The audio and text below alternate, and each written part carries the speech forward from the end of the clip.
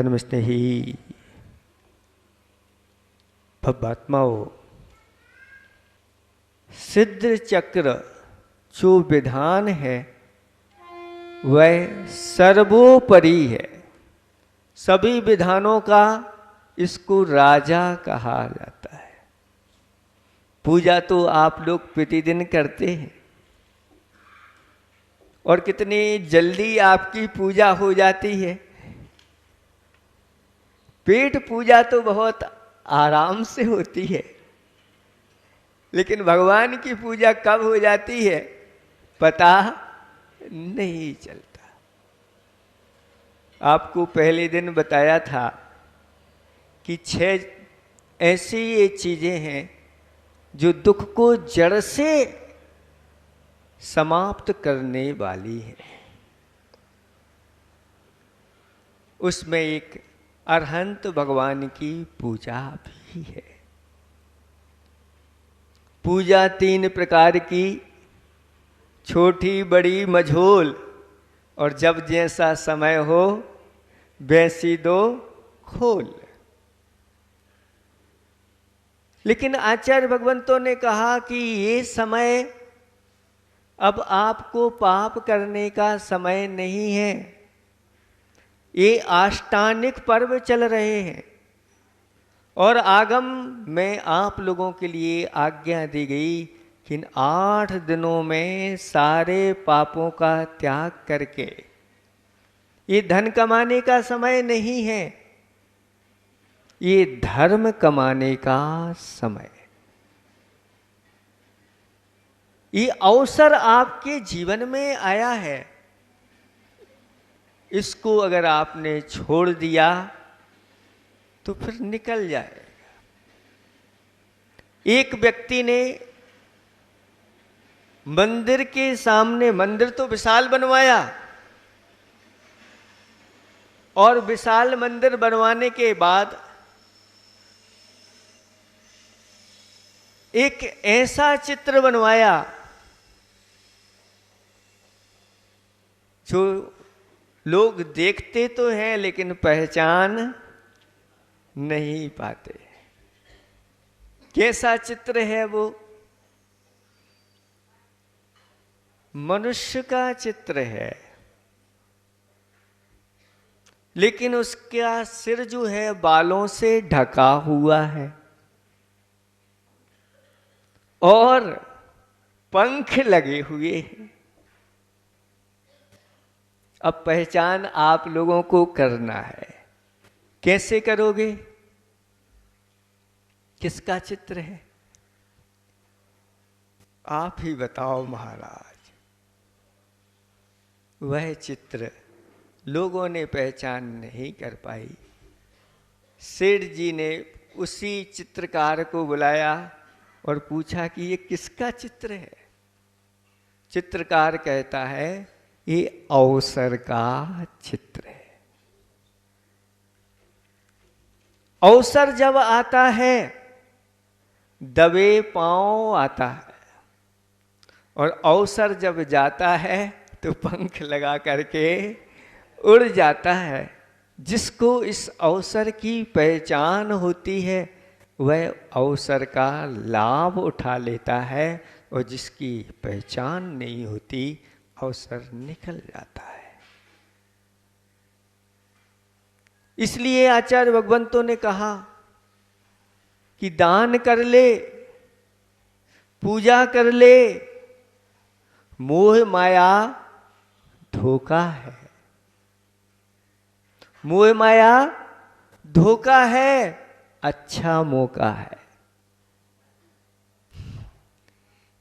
क्योंकि जीवन में धोखे तो कई बार आते हैं, लेकिन मौके तो कभी कभार आते हैं।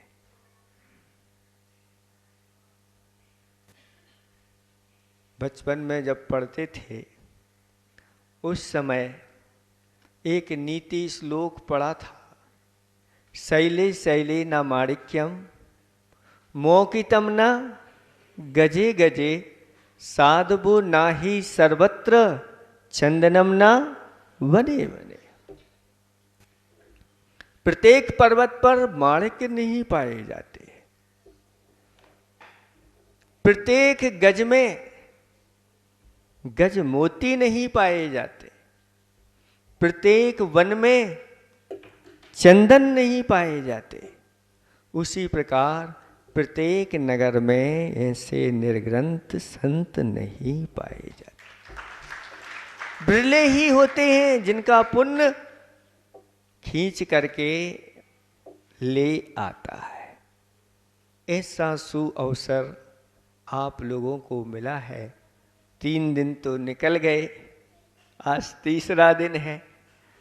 चौथे दिन से आप लोगों ने कमर कस ली है कि नहीं, ये अवसर हम अपने हाथ से जाने नहीं देंगे और इसका पूरा पूरा लाभ उठाएं। क्योंकि कहा गया है सिद्ध चक्र की महिमा कि गुणत क्रम से यह फल देने वाला होता है। कितने गुना देता है ये तो आपका है, आपने बना लिया, लेकिन हमने इसके बारे में बता चुके हैं कि पूर्णिमा के दिन तो वह 3.5 करोड़ गुणा फल देने वाला है। इन लोगों को जल्दी समझ में आ गई कि कम से कम चतुर्दशी का और पूर्णिमा का दिन तो 10वीं 11स 12स भी मिलेगी और 13स भी मिलेगी। ये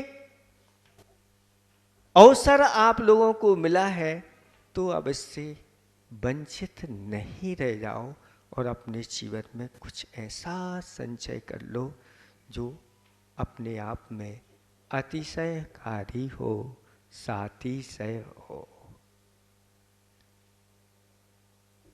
जैसे भावों के साथ करते हैं वैसे ही उसका फल भी मिलता है। छोटे रूप में करते हैं तो छोटा फल मिलता है, मध्यम रूप में करते हैं तो मध्यम फल मिलता है, और अगर उत्कृष्ट भावों से करते हैं तो उत्कृष्ट फल बताया है। जैसा समय 10 मिनट की पूजा करोगे तो वैसा फल मिलेगा, और अगर आप 2 घंटे की करोगे तो वैसा फल मिलेगा, और अगर 10 घंटे की करोगे वैसा फल मिलेगा। जिस प्रकार से आप लोग जो है ना दुकान खोलते हैं, कितने समय के लिए खोलते हैं? 10 मिनट के लिए कोई दुकान खोलता है क्या? नहीं खोलता।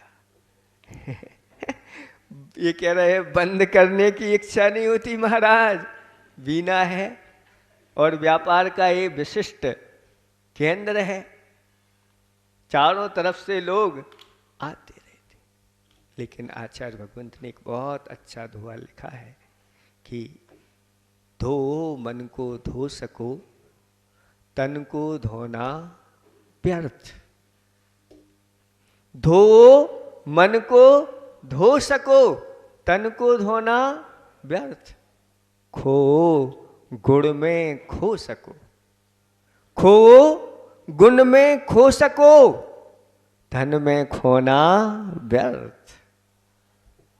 ये आपके जो धन में आप अपना समय दे रहे हो, धन कमाने में लगे हुए हो, आचार्य भगवंतों ने विस्तार से वर्णन किया कि यह संसारी प्राणी पुत्र के निमित्त से, मित्र के निमित्त से, कलत्र के निमित्त से, कुटुंब परिवार के निमित्त से अर्थ को अर्जन करता रहता है और निरंतर पाप का संचय करके संसार के पंच परावर्तन को करता रहता है। बस अनादिकाल से 9 ग्रह आपके होते हैं हाथ में, और उनमें कोई ग्रह इधर उधर हो जाए तो आपको परेशानी आती है और जल्दी से जल्दी उसका इलाज ढूंढने लगते हैं। आचार्य भगवान कहते हैं कि ये 9 ग्रह होते हैं और इन 9 ग्रह में कुछ खतरनाक ग्रह भी होते हैं, लेकिन ये इतने खतरनाक नहीं होते जितना 10वां ग्रह है वह है परिग्रह। इसके बारे में किसी को चिंता नहीं होती और वह खतरा भी नहीं मानता, बड़े आनंद के साथ अर्जन करता है और आनंदित होता है। इसके लिए आचार्य भगवंतों ने रौद्र ध्यान कहा। क्या कहा? आर्त ध्यान उतना खतरनाक नहीं होता जितना खतरनाक रौद्र ध्यान होता है। और रौद्र ध्यान क्या है? परिग्रह में आनंद मनाना, परिग्रह में आनंद मनाना, आनंदित हिसाब किताब घंटों, इस प्रकार से मन एकाग्र हो जाता है और वह रौद्र ध्यान हो जाता है। और रौद्र ध्यान दुर्गति के लिए कारण हो जाता है। लेकिन समझदार विवेकी पुरुष इस सब इनके बीच में रहते हुए भी वह कहता है ये सब कुछ मेरा,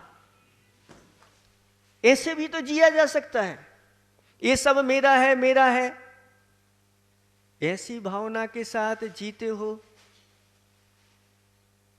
तो दुर्गति में जाते। और इन सब के बीच में रहते हुए भी यह परिग्रह पाप है। जल्दी से जल्दी इससे मुझे पीछा छुड़ाना है और मेरा कुछ भी नहीं है। इस प्रकार की अगर भावना के साथ आप सब लोग अगर चिंतन करते हो तो वहीं पर हो, वहीं परिग्रह है, वहीं मकान है, दुकान है, सब कुछ है। लेकिन दुकान में बैठ कर के भी आप धर्म ध्यान कर सकते हो, पुण्य संचय कर सकते हो और संसार शरीर भोगों में आसक्त नहीं होगे। इसलिए आचार्य भगवंतों ने कहा कि इस मन को धोना बहुत दुर्लभ है। तन को तो प्रतिदिन धोते रहते हैं, स्नान हमारा होता रहता है, कितनी बार होता है, तन को धोते रहते हैं, लेकिन मन को धोना बहुत दुर्लभ है। मन किन से धुलता है? तो कहते हैं व्रतों के माध्यम से मन धुलता है, शील के माध्यम से मन धुलता है, तप के माध्यम से मन धुलता है, दान के माध्यम से मन धुलता है, संयम के माध्यम से मन धुलता है और भगवान की भक्ति पूजा जाप आदि करने से, मंत्रों का उच्चारण करने से, मंत्रों का ध्यान करने से यह मन धुलता है। तन को धोना व्यर्थ।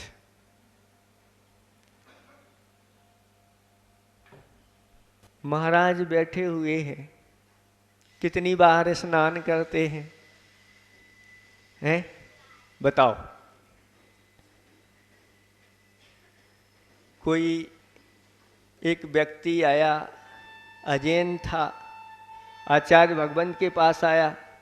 आचार्य श्री की वह दिव्य काया को देख करके वह कहता है, महाराज आप कौन सी साबुन से स्नान करते हो? तो आचार्य भगवंत ने कहा कि तुम तो एक ही बार स्नान करते हो, मैं तो 2 बार करता हूं। 2 बार करते हैं, कौन सी साबुन से करते हैं? तो दिन में तो मैं सनलाइट से करता हूं और रात्रि में मून लाइट से करता हूं। समझ में आई आप लोगों को? दिन में मेरे ऊपर सूर्य की किरणें पड़ती रहती हैं और रात्रि में चंद्रमा की किरणें पड़ती रहती हैं। ये तो बाहरी चीज है, लेकिन आचार्य भगवंत साधु परमेष्ठी निरंतर मंत्र स्नान से अपने मन को, अपनी आत्मा को पवित्र करते रहते हैं कि ये सब हमारे लिए उत्थान के लिए कारण है। थोड़ा सा संतोष अपने जीवन में आ जाए, थोड़ा सा लोभ कम हो जाए, फिर कहना क्या है। आपका जो भी धन है उसके कितने हिस्से करना चाहिए? बंटवारा कर दे उसके 4 हिस्से करना चाहिए। कितना? 4। 25% तो अपने माता पिता पर खर्च करना चाहिए, 25% जो अपनी संतान है उसके लिए खर्च करना चाहिए, और 25% अपने लिए खर्च करना चाहिए। लेकिन 25% पानी में डाल लेना चाहिए। महाराज कैसी बात करेंगे?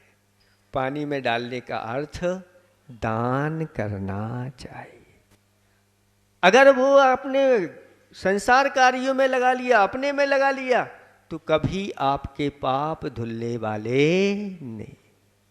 लेकिन अगर वह 25% आपने अपना नहीं माना, ये अपना नहीं, इनको तो हमें दान देना है, तो आचार्य भगवान कहते हैं आप ऐसा कह रहे हो अपना नहीं, वही तुम्हारा है, वही तुम्हारा है, तुम्हारे साथ तुम दुनिया में कहीं मरने के बाद चले जाना, वह सारा का सारा उपस्थित हो जाएगा, और उससे कई गुना उपस्थित होगा। जंगल में भी मंगल हो जाएगा, समुद्र में भी सिंहासन लग जाएगा, पर्वत पर भी देव आकर के पूजा कर देंगे। ऐसी महिमा इसकी बताई गई है। तो यहाँ पर इस विधान के माध्यम से दान और पूजा दोनों चीज़ें जुड़ती हैं। तो दान पूजा के साथ साथ संयम भी जुड़ता है, शील का भी पालन होता है, और एक तरह से तप भी आपका हो जाता है।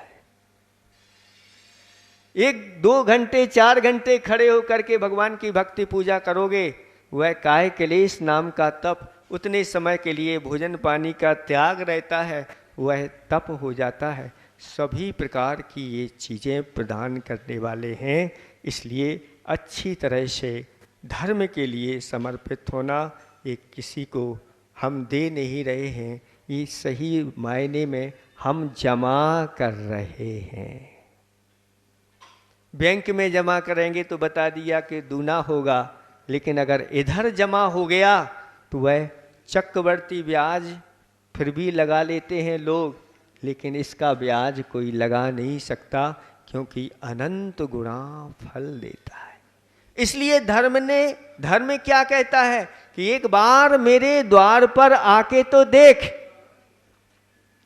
एक बार मेरे द्वार पर आके तो देख, तुझे दुनिया के सर्वश्रेष्ठ द्वार ना खोल दूं तो कहना, एक बार मेरे लिए मरण करके तो देख, तुझे अजर अमर ना बना दूं तो कहना, एक बार मेरे लिए कुछ खर्च करके तो देख, तेरे लिए कुबेर के खजाने ना खोल दूं तो कहना, एक बार मेरे लिए,